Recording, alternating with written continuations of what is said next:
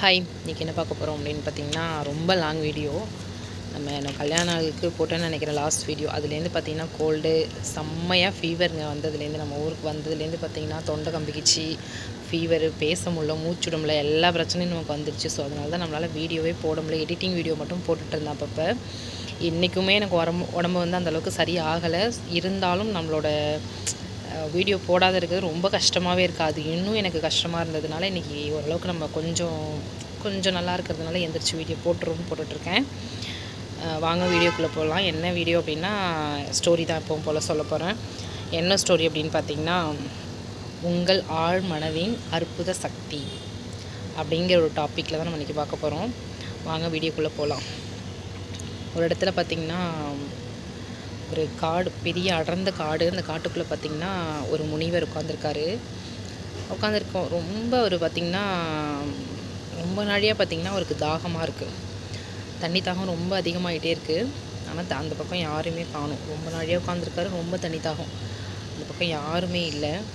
ஆனாலும் யாராவது வராங்களான்னு எதிர்பார்த்துட்டே உட்காந்துருக்காரு. அப்படி எதிர்பார்த்துட்டு உட்காந்துருக்கும்போது அந்த வழியாக சௌந்தர்யாங்கிற ஒரு பெண்மணி ஒரு குடத்தை தன்னோட இடுப்பில் வச்சுட்டு வந்துட்டுருக்காங்க. அதை கவனிச்சிட்டார் அந்த முனிவர். கவனிச்சுட்டு கூப்பிட்றாரு, அம்மா எனக்கு தாகமாக இருக்குது, தண்ணி கொஞ்சம் கொடுக்குறீங்களா அப்படின்னு கேட்குறாரு. உடனே அந்த பெண்மணியும் தரேன்யா அப்படின்னு சொல்லிட்டு, அதுக்கு முன்னாடி ஒரு கண்டிஷன் சொல்கிறா. நீங்கள் முனிவரான்னு கேட்குறா. ஆமாம் அப்படின்னு சொல்கிறாங்க. அதுக்கு உடனே அந்த சௌந்தர்யா சொல்கிறா, நீங்கள் தண்ணி நான் உங்களுக்கு தரேன், நான் ரொம்ப கஷ்டப்படுறேன், எனக்கு வந்து நான் நல்லா இருக்கணும்னு சொல்லிட்டு என்னை ஆசீர்வாதம் பண்ணுங்க அப்படின்னு சொல்லிட்டு அந்த சௌந்தர்யா அந்த முனிவர்கிட்ட சொல்கிறாங்க. அப்படி சொல்லும்போது அந்த முனிவர் சொல்கிறாரு, அதுக்கு என்னம்மா, எண்ணம் போல் கண்டிப்பாக நீ நல்லா இருப்பம்மா, உன்னோட எண்ணம் போல் உன்னோட வாழ்க்கை நல்லா இருக்குப்பா அப்படின்னு சொல்லிட்டு ஆசீர்வாதம் பண்ணிவிட்டு தண்ணியை குடிச்சிட்டு முனிவர் கிளம்பி போயிடுறாரு. அப்புறம் அவங்களும் வீட்டுக்கு போயிடுறாங்க. வீட்டுக்கு போனதுக்கப்புறம் பார்த்திங்கன்னா, அவர் அந்த முனிவரை பார்க்குறதுக்கு அதாவது அப்போ இருந்த நிலைமையை விட இன்னும் மோசமான நிலைமை, இன்னும் மோசமான கஷ்டத்துக்கு அந்த சௌந்தர்யா வந்து ரொம்ப கஷ்டமான நிலைக்கு போயிடுறாங்க. அப்போ யோசிக்கிறாங்க, இந்த முனிவருக்கு நம்ம தண்ணி கொடுத்தோம், அவர் நமக்கு நல்லா இருப்பேன்னு சொல்லி தானே ஆசீர்வாதம் பண்ணார், நீ நினைக்கிறது எல்லாமே நடக்கும் தானே சொன்னார், ஆனால் நம்ம நினைக்கிறது எதுவுமே நடக்கலையே, அதாவது எண்ணம் போல் நீ இருப்போமா அப்படின்னு சொல்லி தானே ஆசீர்வாதம் பண்ணார். நம்ம என்ன நினைக்கிறோம், டெய்லி நம்ம நல்லா இருக்கணும், நம்ம வசதியாக இருக்கணும், நம்ம நிறைய விஷயம் நமக்கு கிடைக்கணும் அப்படின்னு தானே யோசிச்சுட்ருக்கோம். அதுதானே நம்மளோட எண்ணம். அப்போயே நம்ம நல்லா இல்லை அப்படின்னு சொல்லிட்டு அந்த பெண்மணி யோசிக்கிறாங்க. யோசித்தோன்னே இவளுக்கும் ஒன்றும் புரியல. இருக்க பார்த்திங்கன்னா ரொம்ப கஷ்டம் அதிகமாகிட்டே தான் இருக்குது. அப்புறம் பார்த்திங்கன்னா ஒரு நாள் திரும்பவும் அதே வழியாக தண்ணி எடுத்துகிட்டு வந்துட்டுருக்காங்க. அதே மாதிரி அந்த முனிவர் அங்கே நின்றுட்டுருக்காரு. உடனே முனிவரை வந்து அந்த சௌந்தர்யா பார்த்துடுறாங்க. போயிட்டு, ஐயா நீங்கள் சொன்னீங்கள்ல எனக்கு வந்துட்டு கஷ்டம்லாம் சரியாயிரும் அப்படின்னு சொன்னீங்க, ஆனால் இருக்க எனக்கு கஷ்டம்தான் அதிகமாகிட்டுருக்கு அப்படின்னு சொல்லிட்டு, உன்னோட எண்ணம் போல் நீ எப்போவும் நல்லா இருப்ப அப்படின்னு சொல்லிட்டு ஆசீர்வாதம் பண்ணிட்டு போனீங்களே, ஆனால் நான் நல்லா இல்லை, ரொம்ப கஷ்டப்படுறேன் அப்படின்னு சொல்லிட்டு அந்த முனிவர்கிட்ட வந்து அந்த சௌந்தர்யா சொல்கிறாங்க. அதுக்கு அந்த முனிவர் என்ன சொல்கிறாருன்னா, அம்மா நான் என்ன சொன்னேன், எண்ணம் போல் உன்னோட வாழ்க்கை இருக்கும் அப்படின்னு சொல்லிட்டு தான் நான் ஆசீர்வாதம் பண்ணேன் அப்படின்னு சொல்கிறாரு. உனக்கு ஞாபகம் இருக்கா, நான் ஒரு விஷயத்தை உனக்கு நினைவூட்டட்டுமா அப்படின்னு சொல்கிறாரு. போன வாரத்தில் பார்த்திங்கன்னா உன்னோட வீட்டுக்கு ஆப்போசிட்டில் ஒரு மாடு கன்றுக்குட்டி போட்டுச்சு. அந்த கன்றுக்குட்டியை பார்த்தோன்னே உனக்கு அவ்வளோ போராமத்தனம் வந்துச்சு. கோவமாக வீட்டுக்குள்ளே நீ போயிட்டு அவங்க வீட்டில் கன்றுக்குட்டி போட்டுருச்சு அப்படின்னு ஒரு கோவம் உனக்குள்ளே இருந்துச்சு.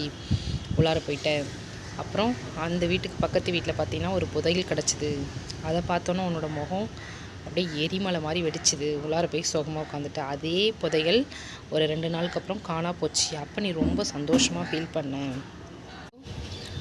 யாராவது ரொம்ப சந்தோஷமாக இருந்தாங்கன்னா நீ ரொம்ப கவலைப்படுற, யாராவது ரொம்ப துக்கமாக இருந்தாங்கன்னா நீ சந்தோஷப்படுற. இப்படி இருக்க நீ எப்படி சந்தோஷமாக இருப்ப, உன்னோட எண்ணம் போல தான் உனக்கு எல்லாம் நடக்கும் அப்படின்னு சொல்லிட்டு அந்த முனிவர் சொல்லிட்டு கிளம்பிடுறாரு. ஓகேங்களா. இதுலேருந்து என்ன புரியுது அப்படின்னா, நம்மளோட ஆழ் மனசு இருக்குங்க, அந்த ஆழ் மனசுக்கு எதுவுமே தெரியாது, நம்ம எண்ணங்கள் மட்டும்தான் தெரியும். நம்ம என்ன மனசில் நினைக்கிறோமோ அதுதான் பிரதிபலிக்குமா. ஸோ நம்ம மனசில் வந்து நல்ல விஷயங்களை நம்ம நினைக்க நமக்கு நல்ல விஷயங்களாகவே நடந்துகிட்ருக்குமா. அதே கெட்ட விஷயம் நினைக்க நமக்கே கெட்டது தான் நடந்துகிட்ருக்குமா. அந்த ஆழ் மனசுக்கு வந்து நம்ம என்ன நினைக்கிறோமோ அதை பிரதிபலிக்க தான் தெரியுமா தவிர, இதை யாரோ ஒருத்தவங்களுக்கு நம்ம கெடுதல் நினைக்கிறோம் அப்படின்னா அந்த கெடுதல் நமக்கே தான் கொடுக்குமா. யாரோ ஒருத்தவங்களுக்கு நல்லது நினச்சோம் அப்படின்னா அந்த நல்லது நமக்கே தான் நடக்குமா. ஸோ மனசுக்கு யார் என்ன அப்படிலாம் தெரியாது. நம்ம என்ன நினைக்கிறோமோ அது நமக்கே நடக்கும் அப்படின்றதான் இந்த ஸ்டோரியோட விளக்கம். நல்லது நினச்சா நல்லது நடக்கும், கெட்டது நினச்சா கெட்டது நடக்கும் அப்படிங்கிறது தான். நம்ம ஒருத்தவங்களுக்கு ஒரு விஷயம் கெட்டது நினச்சோம் அப்படின்னா கண்டிப்பாக நமக்கு கெடுதல் தான் நினைக்கும் அப்படிங்கிறது தான் இந்த ஸ்டோரியோட விரிவாக்கம். ஒருத்தவங்களுக்கு ஒரு விஷயம் நல்ல விஷயம் நடக்கும்போது நம்ம என்ன தெரியுங்களா நினச்சிக்கணும், அவங்களுக்கு நல்லது நடக்குது, நமக்கும் என்றைக்காவது ஒரு நாள் நல்லது நடக்கும் அப்படின்னு ஒரு பாசிட்டிவ் வைப்ரேஷனும் நம்ம அந்த இடத்த விட்டு நகர்ந்து வரணும். இதுதான் நிஜம். அதை விட்டு நம்ம போராமப்பட்டோம், கஷ்டப்பட்டோம், கவலைப்பட்டோம்னா அது நமக்கே தான் நெகட்டிவாக வரும். இதுதான் நிதர்சனமான உண்மை. மனம் போல் வாழ்வு. நிறைவான இந்த சிந்தனை உங்கள் வாழ்வையும் நிறைவானதாக மாற்றும் என்ற நம்பிக்கையுடன் உங்களுடன் உங்கள் ஹேமா. ஓகே.